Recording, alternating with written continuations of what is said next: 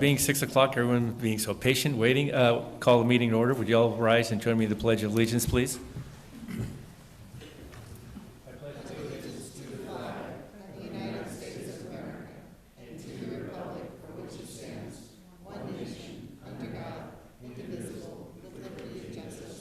Can I get everyone to stand just for a little bit longer? I want to give a moment of silence to Joanne Berger. She was a mayor here for a long period of time, state House representative, state senator, and she just passed away. So just a moment of silence for her, please. Thank you.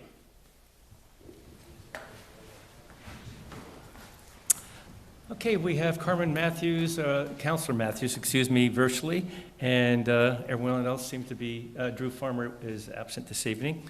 First item on the agenda is public comments. So we have one that was submitted to us, and are there any other public comments? Who's submitted this public comment? Ryan Truss. Oh, okay.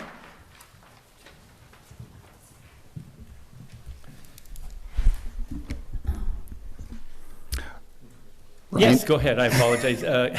Just give us your name and where you reside. What city, please? Ryan Tuss of Coos Bay. Yeah, 3 minutes and 1 minute left. And you have submitted something to us all, councilors, so it's on our diocese. Yeah, so this has been something that's kind of personally bothered me for a while. It's the diagonal parking just down the street here on Central. There are like 5 parking stalls on the north side of the street that interrupt the sidewalk. And I provided the following diagram to better articulate myself. But if you can imagine walking down the street, walking down the north side of Central between 3rd and 4th, as soon as you come to the end of the hall building, there are 5 parking stalls that interrupt the sidewalk. Now, to be a good pedestrian, you then have to take a left, then a right, then another right, then a left to cross 4th Street. I feel like that is absurd. Also, during events like the Fun Festival, there are often booths set up in that area. And there's a 6-foot curb, which is not marked, but kind of blends in with the surrounding concrete and creates a tripping hazard. So I feel like the cost to fix this by removing those parking stalls, which from my estimate would be removing 5, and then you could add in 2 to 3 parking stalls, like diagonal parking stalls in front there. Would be a lot less than any lawsuits that may occur as a result of someone tripping over that curb. On the second page, I've also highlighted all the parking that is within like a block's radius of that. So any arguments that parking is the lifeblood of downtown Coos Bay, I don't think are valid, especially because we are adding a entirely new parking structure just across the street from this area. So, yeah, I would like to see more people downtown rather than more parking downtown. Thank you. Thanks, Ryan. I'm kind of familiar with it. I mean, I think we probably all have walked this area. And I think that we've had some people trip that I've even watched during farmers market and some other events. So maybe staff can look at it and see if there's something that we can do that is being suggested here and get this kind of ironed out. So thank you for bringing it to our attention. Thank you. All right. Any other comments, Council? I'm sorry, I just kind of jumped in. Anyone? All right. Everyone agree to let staff look at it? All right. Okay. Any other public comments this evening? All right. Hearing none, we'll move on. We have action items this evening. So the first item is going to be approval of the Indigenous Peoples Proclamation. Nicole, you're going to start us off with the staff report. I am, thank you. Last October, the City Council passed a proclamation to recognize the second Monday in October as Indigenous Peoples Day. And at that time, we also established the policy of flying flags for each of the three tribal nations in our community, that being the Coquel Indian tribe, the Confederated Tribes of the Coos, Lower Umpqua, and Sayusla Indians, and the Confederated Tribe of the Siletz Indians. With these three tribal nations having long called this area their home, it adds to the rich and deep cultural history that we have here, as well as shows us the impact that these nations have had through their sharing of knowledge, their technology, labor, science, philosophy, art, and heritage. And they've also been significant community partners through financial support of various organizations and events that happen here locally. And so through that generosity, we also find that it would be very crucial to acknowledge their impact to our community through this proclamation. So I believe we might have individuals here that would intend to read. We have a couple counselors, correct? Yeah, this is Yes. Bonnie Peterson. Can you hear me okay?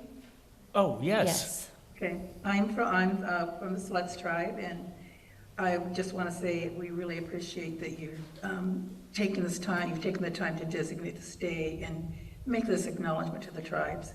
It means a lot to us.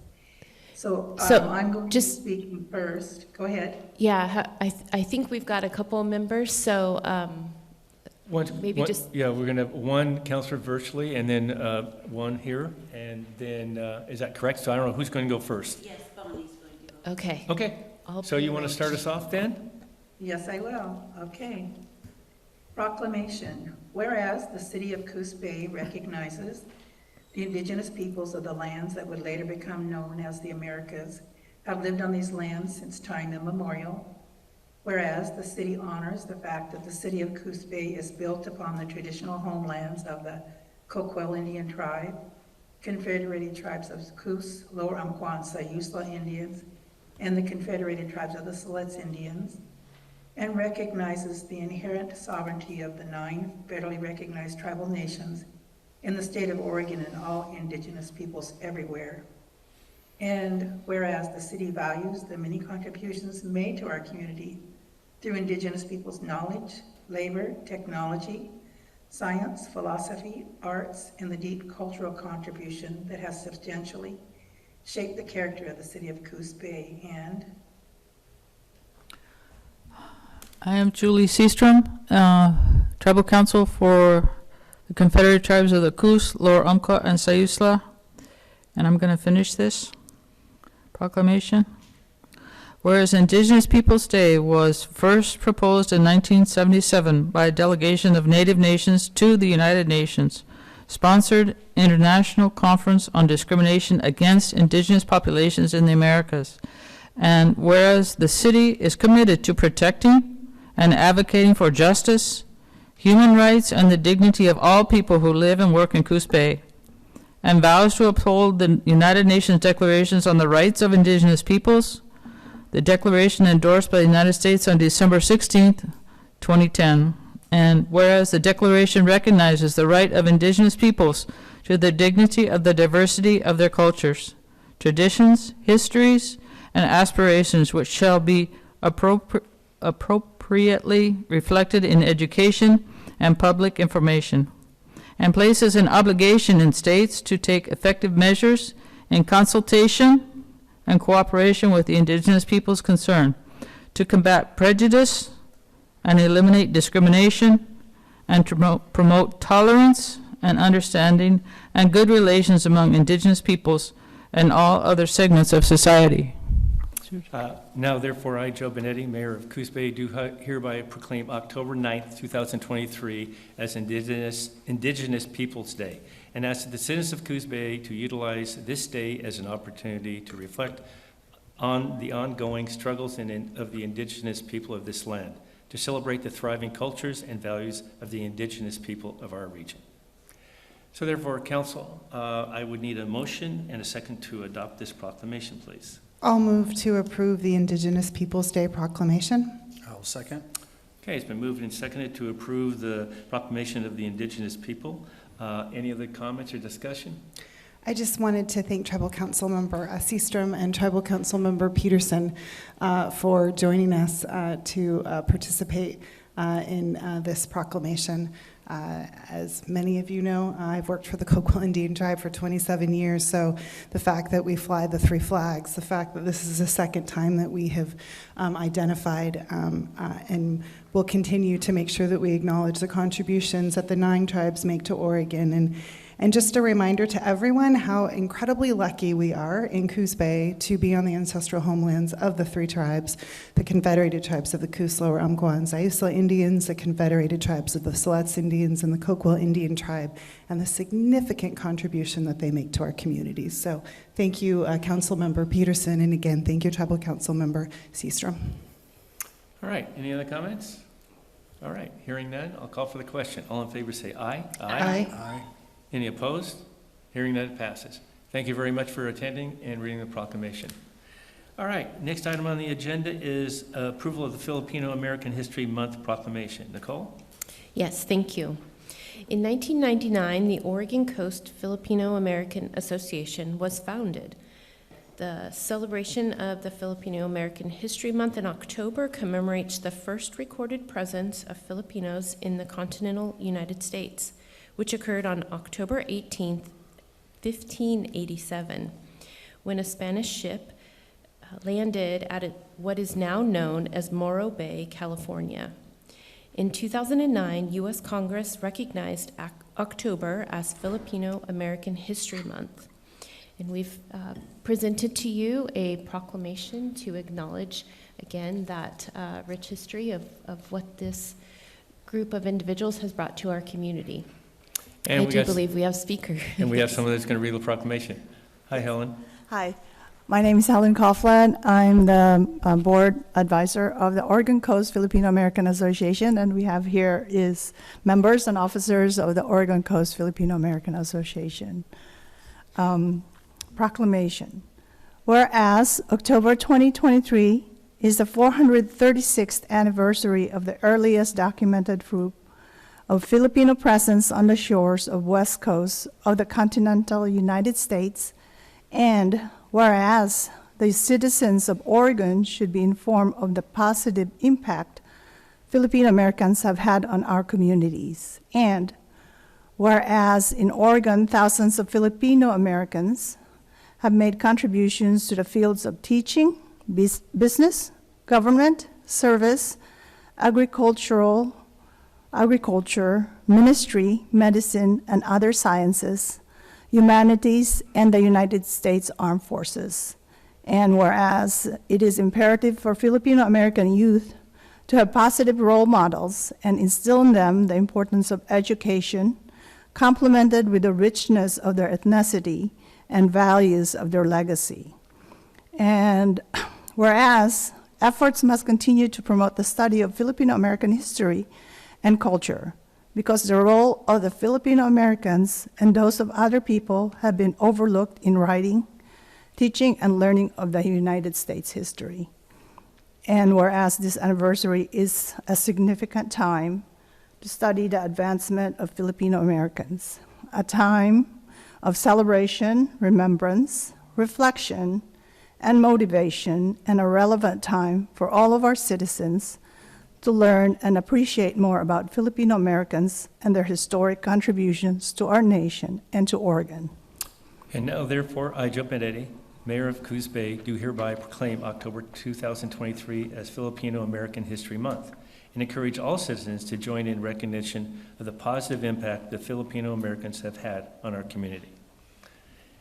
Can I get a motion and a second to approve this proclamation, please? I make a motion to approve the proclamation designating October 2023 as Filipino American History Month. Second. It's been moved and seconded to approve the Filipino American History Month proclamation.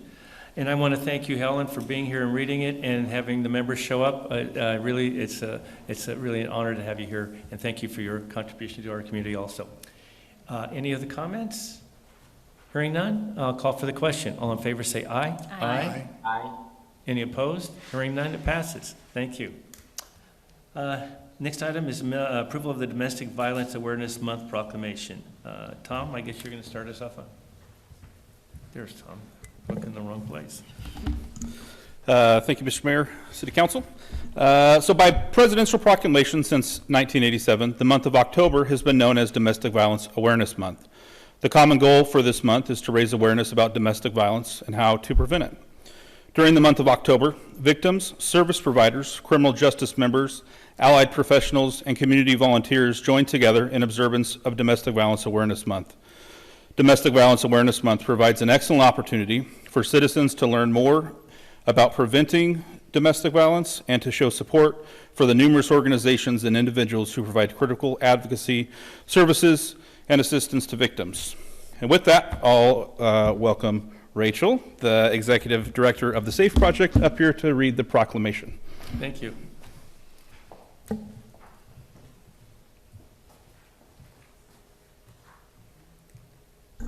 Hello. The way my heart starts beating when it's my turn, my goodness. Hi, everyone. My name is Rachel Espy. I'm the Executive Director of the SAFE Project. Thank you for having me again this year. I really appreciate it.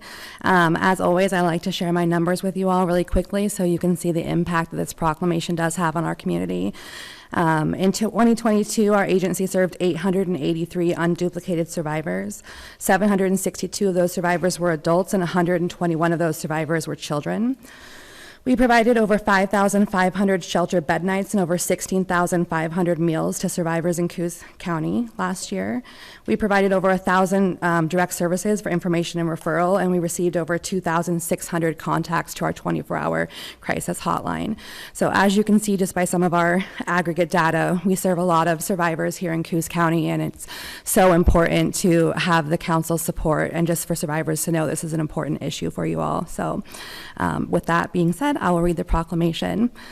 Whereas domestic violence is a serious crime that affects people of all races, ages, gender, and income levels, and whereas domestic violence is widespread and affects over 4 million Americans each year, and whereas 1 in 3 Americans have witnessed an incident of domestic violence, and whereas children that grow up in a violent home are believed to be abused and neglected at a rate higher than the national average, whereas domestic violence costs the nation billions of dollars annually in medical expenses, police and court costs, shelters, foster care, sick leave, absenteeism, and non-productivity, and whereas only a coordinated community effort will put a stop to this heinous crime, and whereas Domestic Violence Awareness Month provides an excellent opportunity for citizens to learn more about preventing domestic violence and to show support for the numerous organizations and individuals who provide critical advocacy, services, and assistance to victims.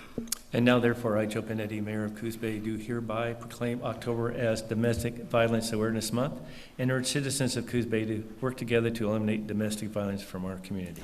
Thank you. So thank you. With that being said, I need a motion and a second to approve this, please. I move we approve the proclamation designation October 2023 as Domestic Violence Awareness Month. Second? You know, it's horrendous that this goes on, but I'm glad that we have an advocacy like yours to help with this, and so thank you for doing that.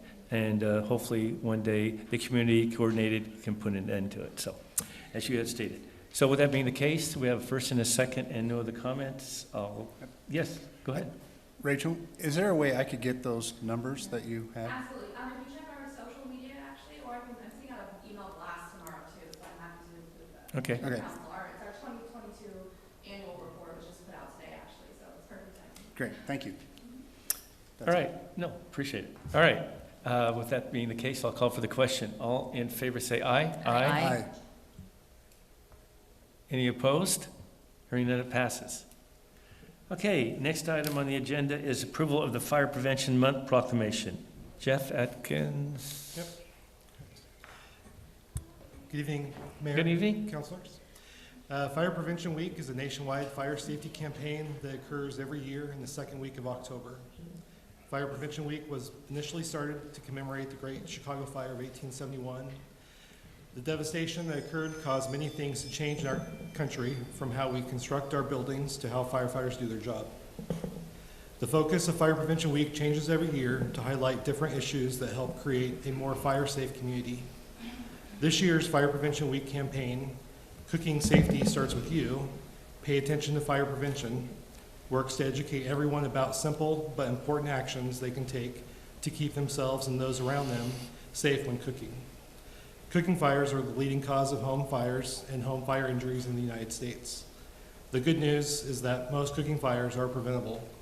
The National Fire Protection Association encourages communities to recognize October as National Fire Prevention Month and October 8th through the 14th as Fire Prevention Week. Fire department staff will be conducting station tours and educating children on the safety throughout the month. An open house at the fire station on Elrod will be held on Wednesday, October 11th. And then to read the proclamation, we have the city's fire marshal and special guest appearance by CJ. Who's the special guest now? This is CJ. Oh, TJ, okay. And TJ has a couple more, what? You have a couple more? Correct. So the CJ stands for Cody Jr. He is the youngest of our 3 fire dogs. 12-year-old Casey is now retired, has done his due diligence. And then middle sister, Miss Chief, also fits as mischief, depending on her mood. She is 6, and then CJ is 4. So CJ is, all 3 of them have been trained as therapy dogs. We work with the Oregon Fire Service Honor Guard, providing support for firefighters and families for line of duty or retiree deaths.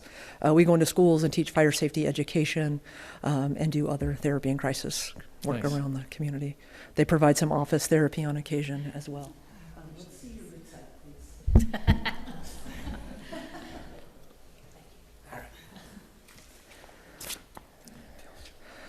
So, proclamation. Whereas the City of Coos Bay is committed to ensuring the safety and security of all those living in and visiting our city. And whereas fire is a serious public safety concern, both locally and nationally, and homes are the locations where people are at the greatest risk from fire. And whereas home fires killed more than 2,800 people in the United States in 2021, according to the National Fire Protection Association, and fire departments in the United States responded to 338,000 home fires. Whereas cooking is the leading cause of home fires in the United States, and fire departments responded to more than 166,400 fires annually between 2016 and 2020. And whereas 2 of every 5 home fires start in the kitchen, with 31% of these fires resulting from unattended cooking. And whereas more than half of reported non-fatal home cooking fire injuries occurred when the victims tried to fight the fire themselves. And whereas children under 5 face a higher risk of non-fire burns associated with cooking than being burned in a cooking fire. And whereas the City of Coos Bay residents should turn pot handles toward the back of the stove, always keep a lid nearby when cooking, keep a 3-foot kid-free and pet-free zone around the stove, oven, and other things that could get hot. Watch what they heat and set a timer to remind them that they are cooking. And whereas residents who have planned and practiced a home fire escape plan are more prepared and will therefore be more likely to survive a fire. And whereas working smoke alarms cut the risk of dying in a reported home fire almost in half. Whereas City of Coos Bay first responders are dedicated to reducing the occurrence of home fires and home fire injuries through prevention and protection education. And whereas Coos Bay residents are responsive to public education measures and are able to take personal steps to increase their safety from fire, especially in their homes. And whereas the 2023 Fire Prevention Week theme, Cooking Safety Starts With You, Pay Attention to Fire Prevention, effectively serves to remind us to stay alert and use caution when cooking to reduce the risk of kitchen fires. Now therefore, I, Joe Benetti, Mayor of Coos Bay, do hereby proclaim October as Fire Prevention Month, and it's October 8th through the 14th of 2023 as Fire Prevention Week throughout the city. And I urge all the people of Coos Bay to check their kitchens for fire hazards and use safe cooking practices during the Fire Prevention Month 2023, and to support the many public safety activities and efforts of Coos Bay's fire and emergency services. With that, I need a motion and a second. I move that we approve the Fire Prevention Month proclamation. Second. And I'd like to just thank all our first responders and Amy and our inspectors to help us deal with this on a regular basis and try to eliminate this. So it's always nice to know that we have you around to take care of these situations for us. So please thank all the firefighters for us. Any other comments? I just want to say, CJ is the most well-behaved happy dog I think I've ever witnessed sitting in a chair. So well done, whoever trained CJ. Thank you. So Well, I think he faces Amy and definitely has, she has his attention, for sure. He says, Any come other see him at open house Wednesday night. Oh, that's true. Good. You're going to have him there? He will be there, yes. All right. Any other comments? Hearing that, I'll call for the question. All in favor say aye. Aye. Any opposed? Hearing that, it passes. So the next item is a public hearing, but before we go on, I just want to thank everyone for participating in these proclamations. It's important that we recognize the individuals like the indigenous people and the Filipinos, Americans here, and then also these other items that we've had, the proclamations with domestic violence and also fire prevention. So it's important that we have these, and thank you for participating, everyone. And so, anyway, thanks again. Public hearing, so you want to start on the public hearing? Who's going, Nicole, you want to bring us up to date? And give us a little bit can of start us information out. before I open the public hearing? Sure. So most cities, Oregon cities, license or franchise private companies to collect garbage and other solid waste from residences and commercial buildings and transport it to an approved sanitary landfill or incinerator. Cities have a clear and historic role in the approval of franchises. These franchises tend to be exclusive, at least in a practical effect, to avoid duplication of service and excess truck traffic, and to meet a city's typical requirement that the franchised hauler offer service to everyone who wants it within a defined service area. City franchises typically limit the rates charged by franchised haulers to their customers in exchange for allowing the hauler to both a unique service area and a certain rate of return, similar to the state's role in regulating other private utility providers. Recently, staff received a formal request from Coos Bay Sanitary and Les's Sanitary Services for a residential and commercial rate increase of 8.5%.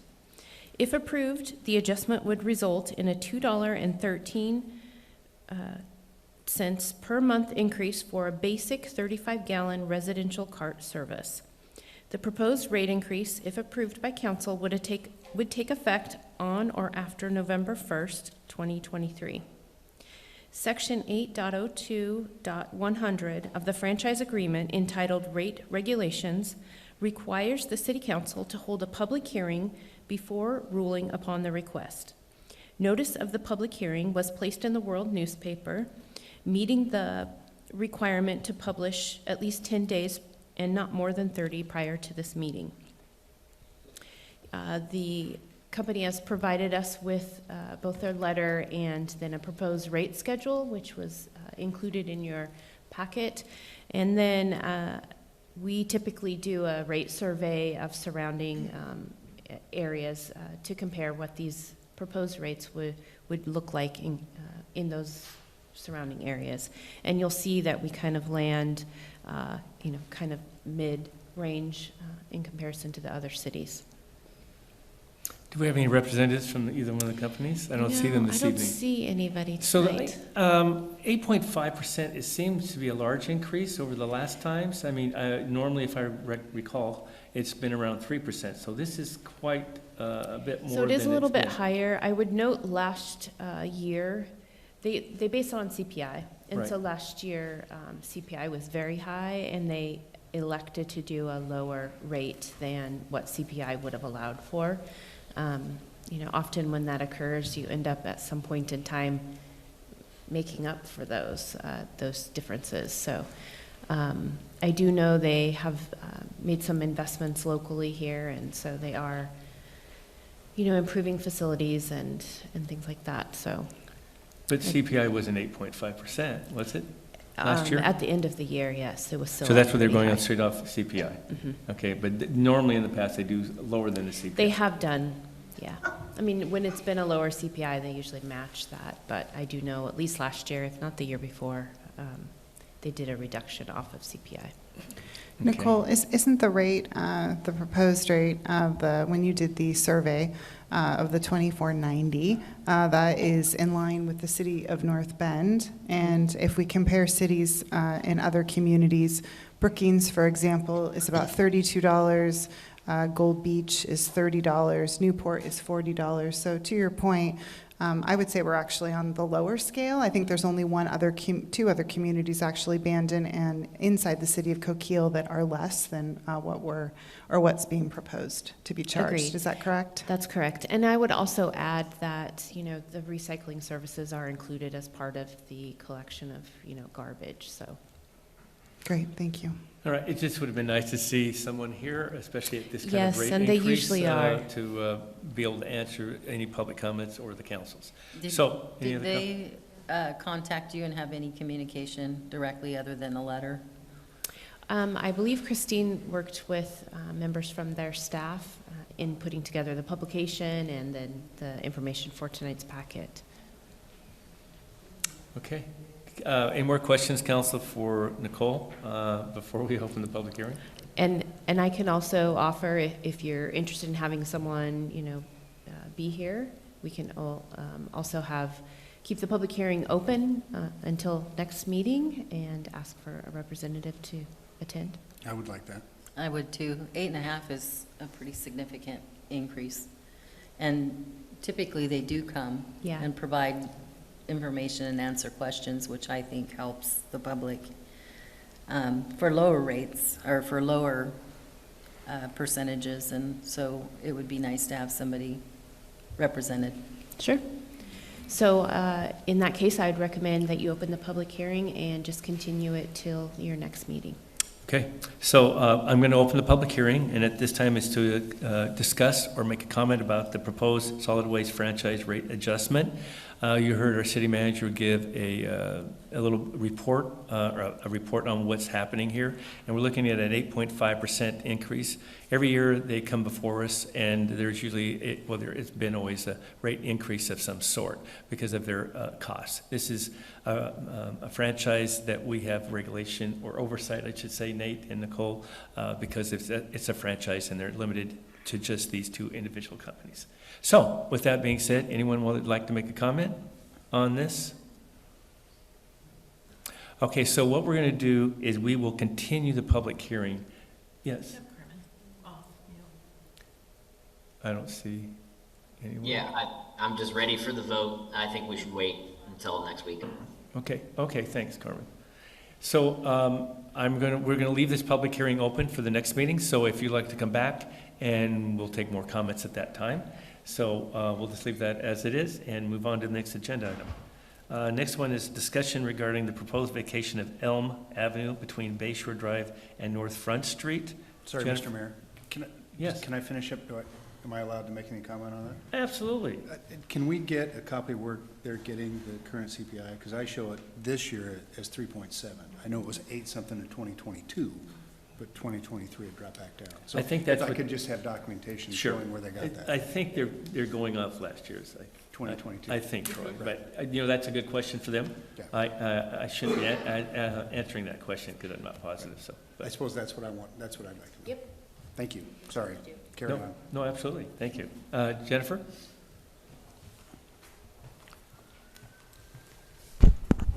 Thank you.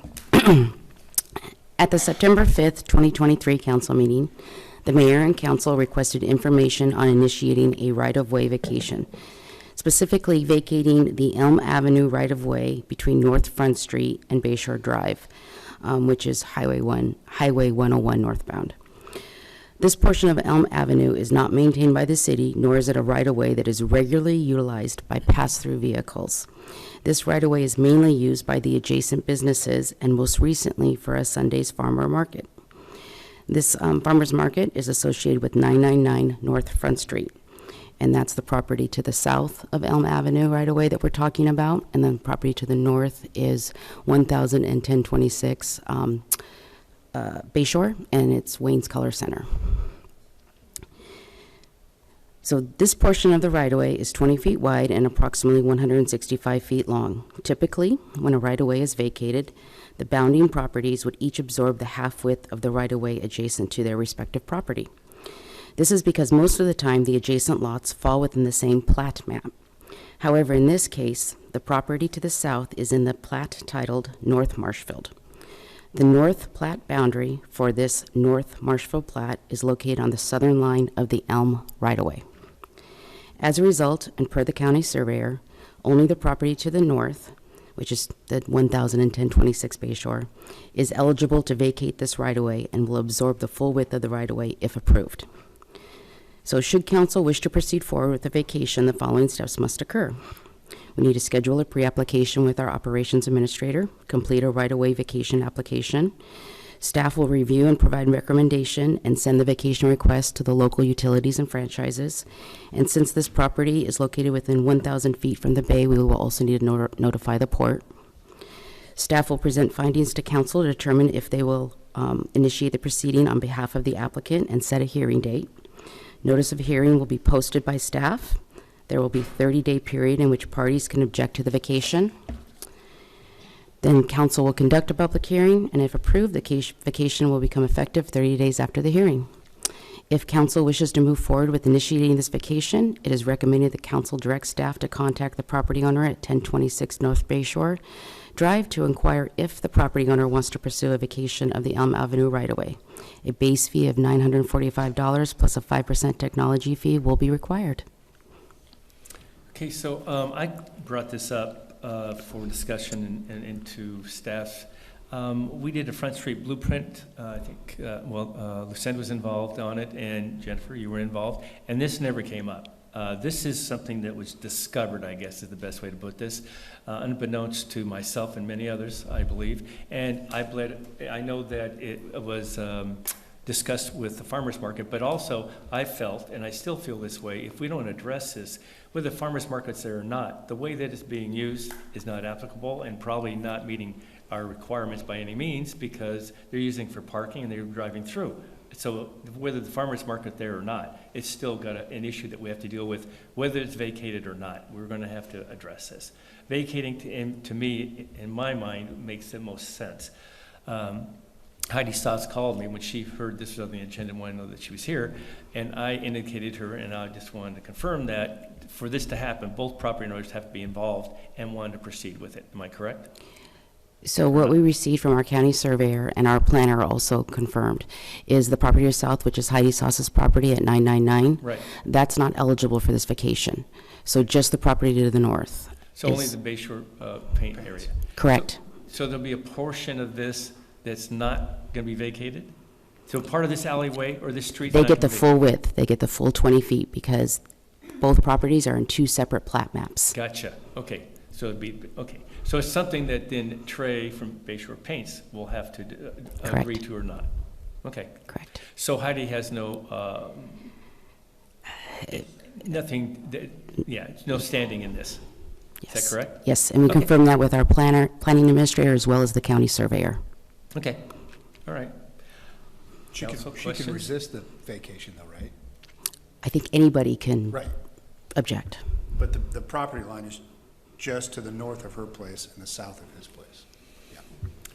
I know, but the way this is now, so I think this brings another issue up because it's being used by individuals at 999, so that is something that's going to have to be determined and discussed by this council, and I would imagine those owners would have to have an understanding or whatever needs to be done. So anyway, but with that being the case, we have other input. I just have a question. I wasn't able to drive and walk into that. Do the parking areas that are now, you can't really access, I'm looking at the 999, do they have any access to that street from their parking that's along Highway 101? Their Or is parking it- lot- It looks like there's some items blocking that. Yeah, their parking lot for 999 is on the west side adjacent to 101, and that's how it's accessed. And then on the east side, it's accessed from North Front Street. So it wouldn't hinder any of that? I don't see any parking along the alleyway there at Elm. I call it an alley, but I should say Elm. Yeah, they are very tiny. But they utilize that to unload and load and, Correct? Potentially.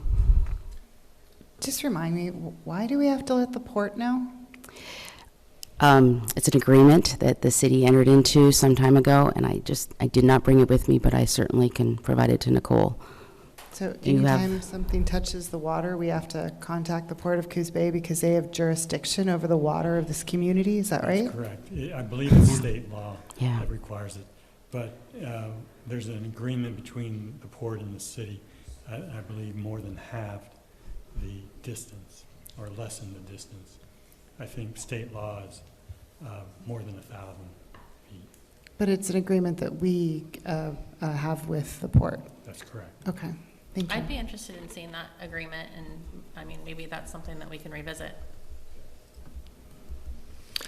Well, if it's state law, can we revisit it, Jim? It doesn't. Well, we can revisit it. The state law requires us to have them entertain the proposal. And the agreement has just lessened the distance from the bay that they get involved. Okay, thank you. So there is some wiggle room in the agreement currently? I believe so. I mean, it could be something even closer, a smaller number or distance. So I'm just curious, if this is initiated, this whole process was initiated by us, it sounds like it could create more conflict than help. Is there any reason to move forward with that? well, for. I mean, does it affect our Front Street plan? I mean, it Well, really doesn't. it affects those entities, and I guess, they have to get an approval with ODOT. We have to go through a process. Jennifer, do you have the whole list of what needs to be done if that's going to be left open as an avenue in the street? Well, it's been that way. So we can just leave it and they can access it in and out? Yes, is that? Okay. All right, well, that hasn't been the indication that I got. So I think the concern that we noted was that there was parking happening on that thoroughway. And there still is. And there wouldn't be able to be that parking if we in fact treated this like a Okay. street. So what's happening now cannot continue if we allow this to be an avenue. Not necessarily. It could continue. They would need to do like we would normally do in blocking off a street and put up barricades, which has been recommended in order for that to happen. But the commercial grade, I'm not sure that's the right language, but barricades are what are necessary, and those were not what was being proposed to be available there. That's for the farmer's market, but what's happening now, if you go by there, you will find cars parked there on a regular basis. Yes. In that alleyway, and there is, thoroughfares and walking areas, and they go back and forth, because part of the entryway to 999 is on that side. that 101 access area. So that's all able to happen if we just leave it the way it is. I mean, maybe someone can speak to street widths and parking on the side like that. I don't think it could accommodate that. And that's, I guess, my concern, and that's why the vacation came up. I think we have, and I'm not sure how to move forward on it, but We have a conflict brewing, is that what you're well, saying? if we allow, I don't know, but if we allow it to continue on as it is, I think that we are not within meeting criteria or meeting ordinance or meeting statute, in my opinion. Agreed. And part of this may just be an educational opportunity, much as we are just learning that we in fact have a street that connects 101 and Front Street here. Sharing that with the neighbors in that area might get us to resolution. Okay, all right. I mean, it may not. So but it's something until we to make think- that move. So are you suggesting, Nicole, then that you would send a letter to the owners of the businesses based on a bit of this conversation and do a bit more education and then bring it back to council and let us know if there is a resolution or it needs to even come back to council? Yeah, I mean, I think our first reach would be to let them know this is in fact a street and we need to treat it as such, and then that there is an opportunity to vacate should the property owner to the north have interest in doing so. And that process would have to come back to you guys. So Nate or Nicole, either one of you, if we move forward on the vacation and they like to do that, could an agreement be put in place that instead of this just being this property could be basically split so each property owner would have, or have, at least they would have access to it? I mean, would that be something that we could put in the vacation, or is that something they would have to do on their own? Yeah, I think that's something you have to do on their own. When we vacate the land, it automatically goes to the northern property, apparently, and it's their property to do what they want. Sure. I mean, within our rules, obviously. Right. So I think it's something that they have to work out themselves.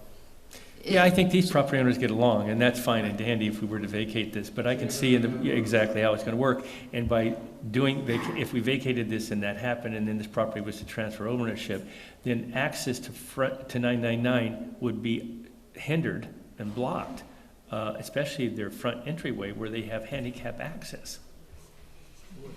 So is there another means to get to that point where there is some sort of an easement for that access? Can't we just start with having communication between them and figuring out what's? Well, that's what I'm saying. So I think. Well, what he's saying though is that it could potentially be an issue. Right. Right, but it's not now, so they could talk about how they wanted to do it or not do it, or let's start down that road first, right? Right. Well, I think these options are available. Carmen, you Well, had I was curious if there was another means to provide an You easement. could probably condition an easement, I mean, it would be the city taking the action to vacate it, and we could put a condition on it that they provide an easement for the use of the front of the building. So, yeah, I think you probably. I appreciate, sorry, forgive me, Nate.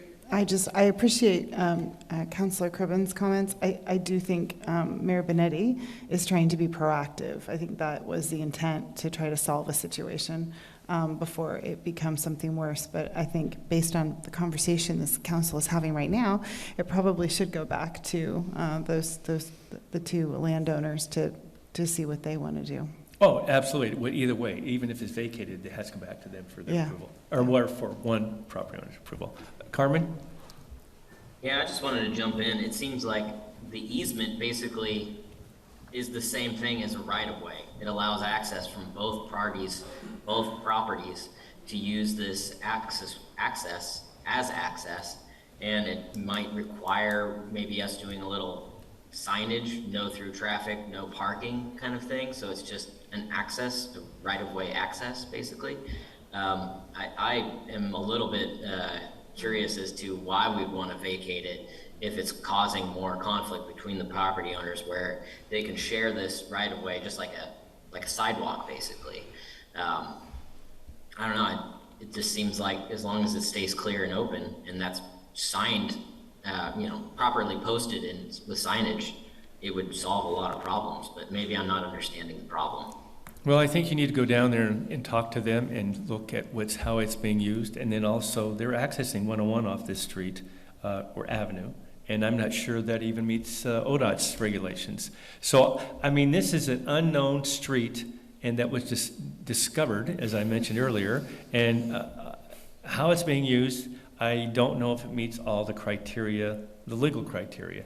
And I know that if the farmer's market was going to be there, they had to get approval from ODOT, which I would believe might be the same case. Having access to 101 might take ODOT's approval, which could be problematic. I don't know. But anyway, I think, first of all, we need to have a discussion with the property owners. Ask them how they want to proceed. And maybe explain some of the detail that's involved, like Troy had suggested. And if they decide to vacate it, then I think it's something that we can decide at that time. And then they can work out the details if they wish. or not, or as Nate has suggested, we can put an easement in there for that tank, or otherwise, maybe we can find a way to leave it the way it is and resolve everything too. So anyway, all of a sudden, it turned into much more than we anticipated. And that's not new, right? Around Nope. here? Okay. We're used to that, so we'll go do some homework and we'll bring it back. So is everyone in agreement with that, Garmin? I have one more question. Sure. So the two separate plat maps that these properties are on, are we saying it's not allowed because they don't, the surveyor doesn't want to break any specific line that might be straight and not have any like little bump out maybe? Because from what I understand, you can kind of move lines around, property lines around a little bit, and the splits does make the most sense to me. But if the surveying department is not willing to move a portion of the line that's straight over 10 feet for a small section, that seems strange to me. I wonder if we could just... I think you're talking about a lot line adjustment. Exactly. So maybe what I need to do is I need to get some backing from the county surveyor as to why that he's telling us this, because it's the county surveyor, not just a survey. It's just not a consultant, is what I'm trying to say. And so when we approached him on this, this is what he told us our options were, and 999 was not eligible for the half width of the right of way. So maybe I just need to ask him for some supporting documentation as to why he's saying that, and then get back to the council. Okay. Nate, did you have a question? No comment. All right, so is everyone in agreement to have staff kind of research this and come back with us with some information and maybe with some input from the property owners and look at the lot line situation from the surveyor, right? And we'll investigate the parking. Okay, is that all right? Yes. Yep. Okay. All right, thank you. But just as a reminder, Councillor Stevens, I think, made a request that we would look at that law with the port. I mean, what I don't understand is, I get it if it's rail, right? Because the port owns the rail. I just don't understand that connection to the water, why we would need to have their permission. Yeah. Why we would have an agreement to give them additional permissions outside of state law. Yeah. I'd like to comment on that real quick. Sure.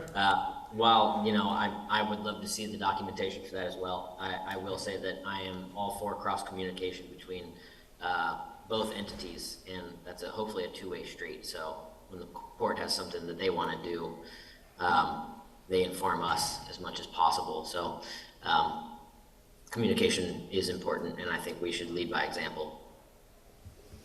Okay, so we'll get the documentation and be able to review it then. Yes. All right. Thank you. Okay, so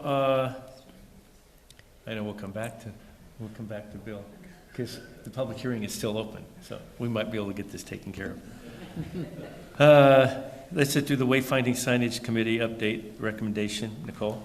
Okay, so I'm going to start this out. I'll note that Holly's joined us here tonight, so she may have some input. And then, of course, we had representatives from council who participated in this process. So earlier this year, following the semi-annual presentation by the Coos Bay Downtown Association, it was council's desire that a wayfinding signage committee be established to investigate alternatives to the current signs. The council appointed 3 of its members, 2 city staff members, and then asked for 3 representatives from the Downtown Association. This committee has met a total of 5 times between March and September, and we were looking to address 2 primary concerns, which was that the existing signs were not holding up to the weather of this community, and the existing signs were also not being updated regularly enough. The committee researched and considered 6 different sign companies, including those that provided electronic wayfinding sign products. Through that process, we determined that the electronic signs were just cost prohibitive, especially when you consider the ongoing costs to maintaining those signs. And we did a little bit of research for other area jurisdictions and what they were using in their communities, and just didn't find many using electronic signage. So the committee was, unfortunately, though very excited at the very beginning, had to step away from that electronic signage option.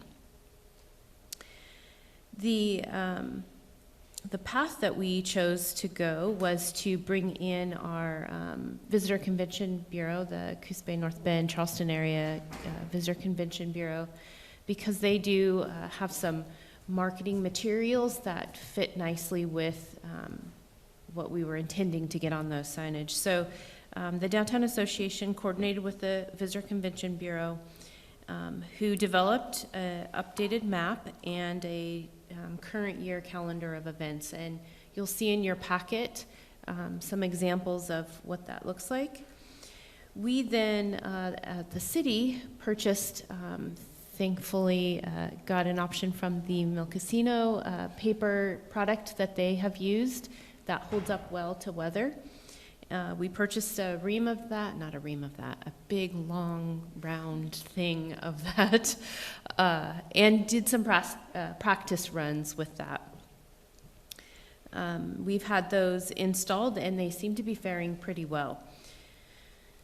Where we've landed is this current sign seems to be a significant improvement over what we've had in the past. We also, the Downtown Association has developed a replacement schedule 3 times a year, kind of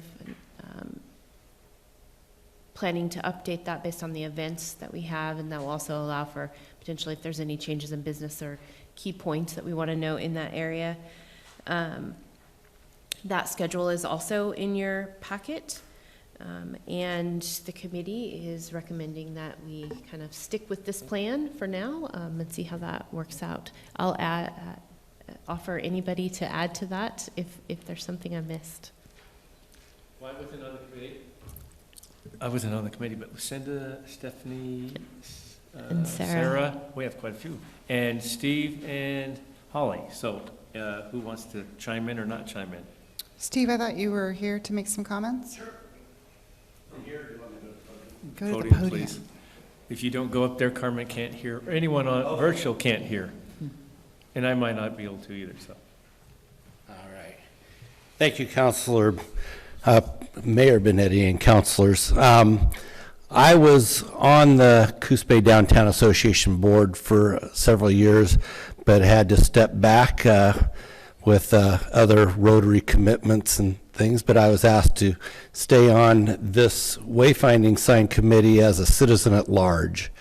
And I just want to first of all congratulate city staff and Chelsea, her leadership and due diligence on this whole project. And we were all really excited about these electronic signs and what they do, but the cost and the comparison with these high-tech, high-quality paper signs with the new backings and everything.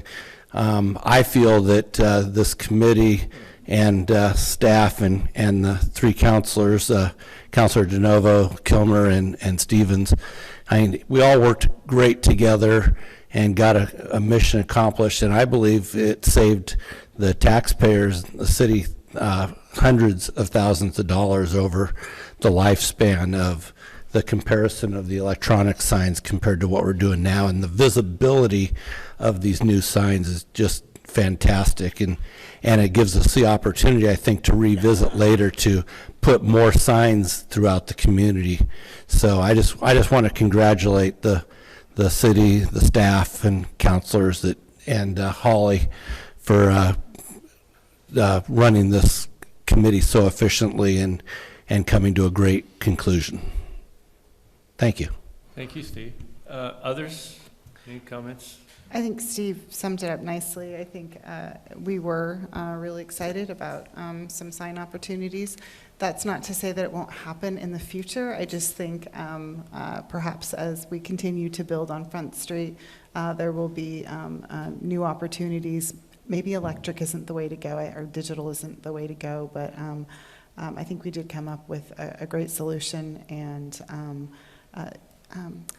Mr. Schneiderman, I'm always pleased when you come before this council and remind all the taxpayers of the hundreds of thousands of dollars that we've saved this community. So I appreciate your comments, and I appreciate the work of the committee. Thanks. Yep, I love the signs. They're beautiful. Thank you to everyone involved. And I would just, Steve, you did a great job summarizing. I would just add a shout out to Janice and the Visitor Convention Bureau for all of their help and continued help. They have a beautiful design, and I think we can build on this for years.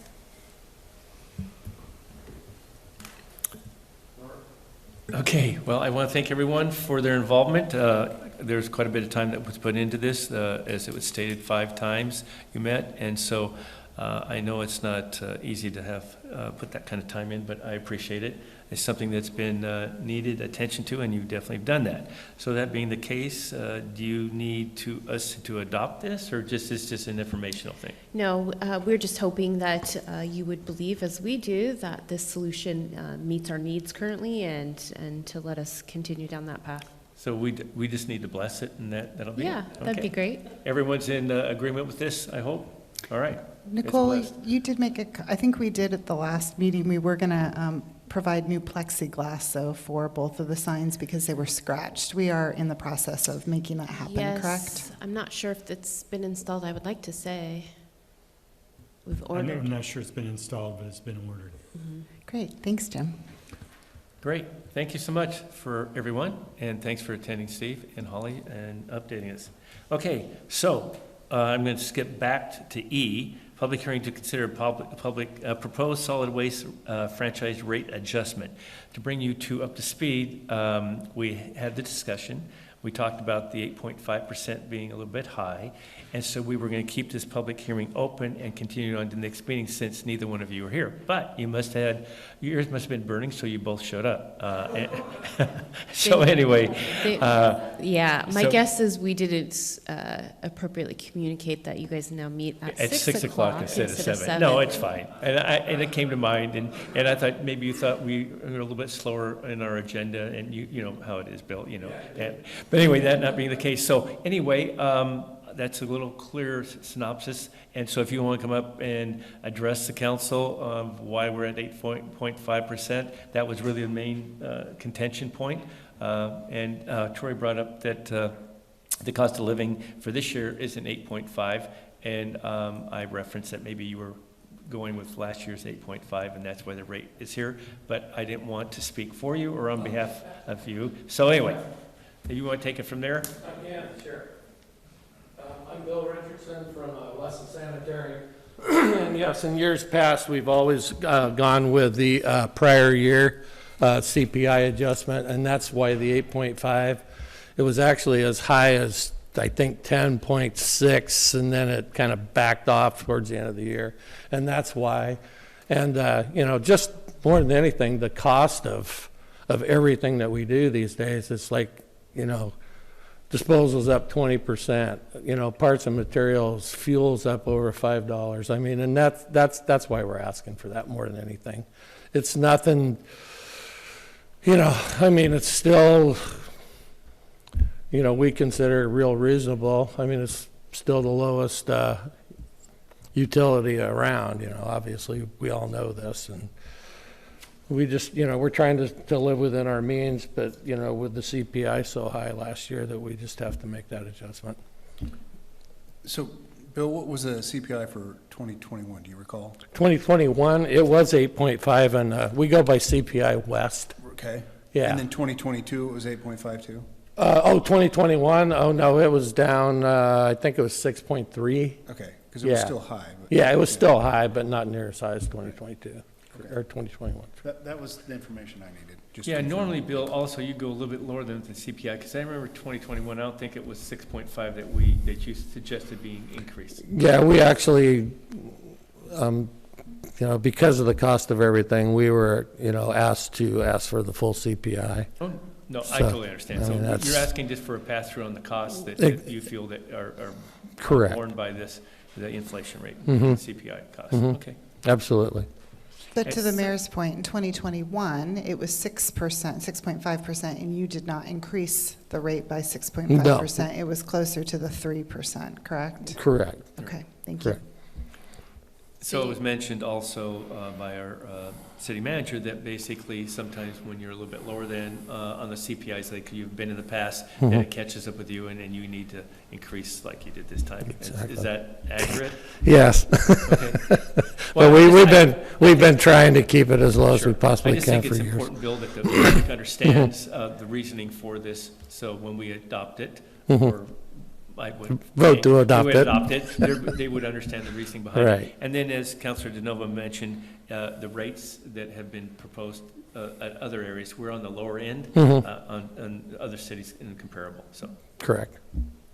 All right, I spoke enough. Any other comments, questions? That was the information I needed. I Okay, appreciate thank it. you. Thank you. All right, did we need any more information then? Okay, so the public hearing is still open. Is there any more comments that anyone would like to make on this topic? Hearing none, I'll close the public comment. And then, council, how would you like to proceed on this? We have a resolution before us. I'll move to adopt Resolution 23-21, approving an adjustment in collection rates for the solid waste collection franchise holders. I'll second. Okay, it's been moved and seconded to approve Resolution 23-21. Is there any more discussion or comments on this? Hearing none, I'll call for the question. All in favor say aye. Aye. Aye. Any opposed? Hearing none, it passes. Okay, next item on the agenda is quarterly update, council goals. Nicole. Thank you. Council goals are usually brought to council during your work session, but as you know, we did not hold a work session at the end of September, so we're coming to you now with those goals. The intention is to provide you an update in that quarter, so that'd be July through September, and then following this meeting, posting that update onto the city's website. That is one of the elements of your 2023-2025 council goals, is that reporting out feature, just to let the public know status. So the document that we've been using to track goal status has been included in the packet, and I'm just going to highlight a few. There's obviously, you guys were very bold in your development of a number of goals. So we've had a lot of work since this year, essentially, but this last quarter, a lot of things happening. So rather than spend some time really delving into each of those, I'm just going to give you some highlights. So the first goal is working well together, and that specifically speaks to promoting diversity, equity, and inclusion within our community, along with maintaining a strong emphasis on beautification. And so in that realm, our city staff attended DEI training in the month of August. We have a new HR coordinator, and she managed that in an online system with tracking and making sure everybody completed. So we also have been working with the 3 tribes in completion of an application for a Travel Oregon grant, which we intend to use towards updating the interpretive signs down at the boardwalk. So that took a little bit of coordination with each of those tribes and their folks, hoping to develop a rapport. So when we get that award, which we believe we will, we're hopeful, we'll then work towards the language that we'll have in those on those signs. Christine found an audio addition to those signs, so we're hoping we can have the signs available for those who can't read, who are blind. They'll be able to access the audio version of that sign, both in English and native language. They'll also hopefully be able to help us with the design of the art work that will be on those signs. So, sorry, that was a whole lot in one goal, so you got to move on. The other thing I would just add is we continually have work with the OBAB group, the Oregon Bay Area Beautification. got a number of events this year, and they're already planning out 2024. We are continuing communications with the port, so it was a good conversation to have earlier. We met with them in August to talk about housing opportunities and how we might be able to partner there. If their container port facility comes to fruition, we obviously already know we have a housing challenge. That will only make it worse. So they are definitely interested in partnering and looking at ways they can maybe put their property in play. Perhaps even doing a site development plan out there. So kind of still along working with partners. The Wayfinding Sign Committee is obviously a great example of that, pulling in the Downtown Association and also the Visitor and Convention Bureau. Moving on to infrastructure, phase 1 of Treatment Plant 1 is underway, so that's a big task. It's going to take several years to get through that. We also are in the midst of pump station upgrades, pump station 6 and 9. Mobilization started in August, and design is underway for stations 12 and 13. And then, I&I, that infiltration and inflow challenge we tend to have in our system, we kind of made a little bit of headway there in purchasing some survey equipment so we can be doing some of that survey work in-house. Pretty excited about that. If you talk to the folks who use that equipment, it's a pretty exciting venture. So again, looking at ways we work with the community partners, still working on developing that bike pedestrian path committee that's going to be looking at ways we can incorporate that throughout the community. We're just working on the framework of what that committee might look like. Parking lots, you can see those coming up, 3rd and Central. That work continues. Front Street, again, that work continues. Mobilization, and expect hopefully some dirt to be moving there on Front Street soon. Looking at other parking lots in the community, we do have some intention in doing some repaving and restriping as necessary in 4 lots in the downtown area. And then you can see on commercial, we're doing some sidewalk work, progressing pretty nice. Do you have those identified, those parking areas? The parking lots, I do, yes. We are looking at 2 parking lots on north and south of Anderson and 101, as well as 2 parking lots between 2nd Street and South 3rd Street and Curtis. Thank you. The dispatch center started today. The upgrade there started today, so it's busy back in that area beyond regular busyness. We are working with DLCD on the urban growth boundary, going to be putting an application for a technical assistance grant there, and also going to be working with review of our development code. As far as public safety goal number 6, we, in conjunction with Northwest Natural, held the Get Ready Coos Bay event, which is usually done in September. And the goal of that is to get, the 1,200 homes within our community 2 weeks ready. And I think the team also participated in a disaster preparedness fair at Pony Village Mall. And then just a couple more. We've been working on moving work sessions back to Fire Hall, and it's looking like we're going to have an equipment purchase in order to do that. So we've asked for a quote for what that would look like, so we'll know what that cost is associated with. We need essentially another streaming device. We can't connect to the one here when we're off-site. And then, as I shared previously, these goals presented here tonight in your packet, and with your approval, we will get them uploaded on the website tomorrow morning. Questions, council, on the goals? I mean, it's quite, as we know, we put it together with our staff. It's quite the list and lofty. Any inquiry? I mean, they're moving forward on it. This is a working document, and it'll be continuing to move forward as they get things addressed and taken care of. I mean, there's a lot of things that they still need some, taken care of. I personally like to make sure that we still do interaction, that, maybe with the port only one time, we're looking at a little bit more often. That hasn't happened. I'm not sure what the reason would be.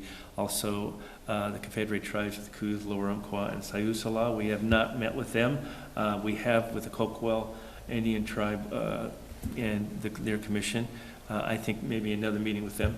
And so my point would be interaction and hopefully, a relationship and how to move forward on a lot of things. So anyway.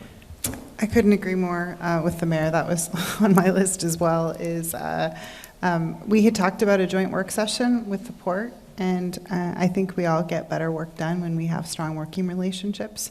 They are, definitely a key partner in this community, so more opportunities for us to engage and work with them, I think serves us all well and serves the community well. And thank you, Mayor Benetti, for acknowledging that we haven't met with the Confederated Tribes of the Coos, Lower Umpqua, and Sayusla Indians Tribal Council, so I think that's great. An opportunity for us to meet with them as well. I did have a question about the parking lot on Front Street. So I see that there's lots of activity there. So could you just give us a little bit more of an update of where we stand currently with that parking lot?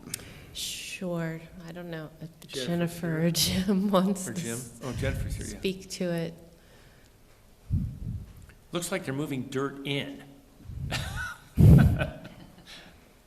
Since I walked Front Street, I've been 2 days in a row, I've been seeing that. So anyway, Okay. some kind of fill or something. Okay. So we have contaminated soils, and so our environmental consultant has been working with DEQ on how to mitigate those. So what they're doing is they're kind of blending the soil, but they are going to haul it off, and they have to haul it to a waste disposal place in Arlington, which is, I think, northeast Oregon. That's the only place in Oregon that will accept this. So it's a process, and I'm not a brownfield expert, but there's a short version. Yes, these trucks look like they were unloading whatever was on it, and they look like these, look like dirt to me, some kind of fill. So it'll be taking out and then replenishing, is that correct? Correct. Okay, all right. And my question is, are we on track and on point with the timeline that we have outlined earlier, which I can't remember, to be perfectly honest? So the first phase is 60 days. We gave the contractor a notice to proceed on September 1st. Okay. They didn't mob until towards the end of September, but they have until October 31st to remove the quantity of soil that DEQ has required and do that work, and pretty much before the rain hits. And then, as weather allows, between now and next summer, the general contractor, which is Knife River, is going to work on the actual parking lot. But they have a completion date sometime in the middle of next summer. So this first phase, which will be done at the end of October before the rains come in, is the mitigation part. That is the hope. The construction part of the parking lot will be later on. Mm-hmm. Okay. Okay. Thanks. Mr. Mayor, the only other comment I wanted to make was I wanted to thank staff. It's easy to sit here as a council. Yes, we did work with you to put these goals in place, but all of the work that this staff does to allow us to accomplish these goals is really impressive. So thank you to staff and to Nicole and for all of your efforts to make sure that we stay on point with these goals. Thank you. I concur, definitely. So anyone else? All right. That being the case, then we are at the city manager's report. And I feel like I've already talked a whole bunch. So what I'll just share is you did ask for an update on the American Building at a previous meeting. And so what's been shared with you is a memo kind of a timeline of steps taken to date. And unfortunately, there has not been anything recently done. There were permits pulled at in the start of the year, and just not a lot of activity since that point. So my only concern is, and I think we have inspected this, and these are the things that are necessary for them to do some of it. I guess my question is, are they bringing it up to code to a point that this building, what I'm concerned about, that we don't end up with like Lockhart? And I can see that deferred maintenance is being done on this, and with the roof, is it adequate to support it? I know we did the foundation, but there's a lot of concern. I mean, I'm not sure if there's still birds getting in there and whatever else was going in there. When we made a tour of it, was disgusting. And I can't even imagine that it's not a health hazard, in my opinion, but I'm not in that field, so I can't say it is or it isn't. But I do hate to see the city be in a spot, especially with this building, that it gets to the point like the Lockhart building, where we end up having to take this thing down. When we took Lockhart building down, we still had to have one wall with another building that we had to deal with. This one, we would have another building that's connected, and I think it would be a huge financial impact to us. I just don't want it to get to that stage. Are we able to make sure that's not going to happen? I don't know. Yes, that is a good question. And I think that's our desire too. We recognize that we don't have the funds to support taking that project on ourselves. No. So, yeah. So I don't know what our I mean, I don't know. I mean, where do we go from here? We just keep letting it happen, or is there other action we can take to make sure that they're meeting the criteria, I guess Jennifer and Jim, and the codes that are necessary to make sure that this thing is going to sustain itself? I mean, in my opinion, this guy is just, is not participating in this community, and it's sad. It's an eyesore. And we've reached out to him and even offered financial help through urban renewal to do that, and that's even been, not accepted. So anyway, just my concern, and I'm not sure how we address it, but anyway. Yes, we'll have to have some conversations in house and Okay. yeah. Just see a next comment, steps. and so I know we can only do so much, so Yeah. unfortunately. I mean, And the same thing goes with like the Gussie's building, I mean, there's another one, same problem. I mean, that's been ignored, and I'm sure that we have a lot of people that are living in there, and you're having to get them out, and there's a cost associated with it, that every time we go in there and have to do it with our police and our fire and public works and on and on and on. And we did talk about that building today, and so kind of have some plans for a few steps forward, see if those cause any action on the other side. Right. With these outside owners of these buildings that have no interest in maintaining them, it's really not good for us. So anyway, enough of that. Anyone else? Any other thing else? I was just going to end on a couple of nicer things than Good. that. All right, so. good. I wanted to share that the Parks Commission hired or recommended hiring of a grant writer, and we were able to apply for Judith Ann Mogan grant, and were awarded $40,000 that is intended to help rewild a section of Mingus Park, as well as do some work with the children's play area. Pothole work, we've done 172 pothole fixes this year, with 9 in September. I think we might have done 1 in August, so kind of stepped back up and did a few more in September. And then since we have done the shopping cart ordinance, we have had, in September, we retrieved 27 shopping carts, which seems like a lot still, but it's less than half of what we had been historically doing a month. So it is a nice trend to see that. And then I know it's super early to say this, but Christmas trees will be here in about 6 weeks, so. I heard, that was great. Yeah. So since we're on that topic, I'm not sure where we're going to be next year, but if we decide to do a live tree, we might want to reach out to Denise Hunter, since this is the second year in a row that she's asked me, are we going to take her tree? And we always seem to be late on reaching out to her. So, but I don't know if that's the way that we'll be going. I also understand that we might be going another route, so. Yeah, we've had some conversations with Janice at VCB, because she's excited about Christmas and has some options she's uncovered. So we have been looking at that and kind of just waiting on some numbers to determine. It does look like a good possibility that we could go with not a live tree. All right, another discussion to have another time. Yes. All right. Anything else? That was it. All right, council comments. Carmen, are you on? Okay, I'll come back around. Lucinda? Oh, sorry, Carmen. Comments? I guess I just want to say I'm really excited to see the wayfinding signage come along.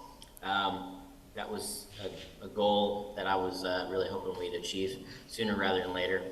So looking forward to the future plans with all of those updates and keeping those looking good. So thank you to everybody who worked on that. I know that was a lot of work.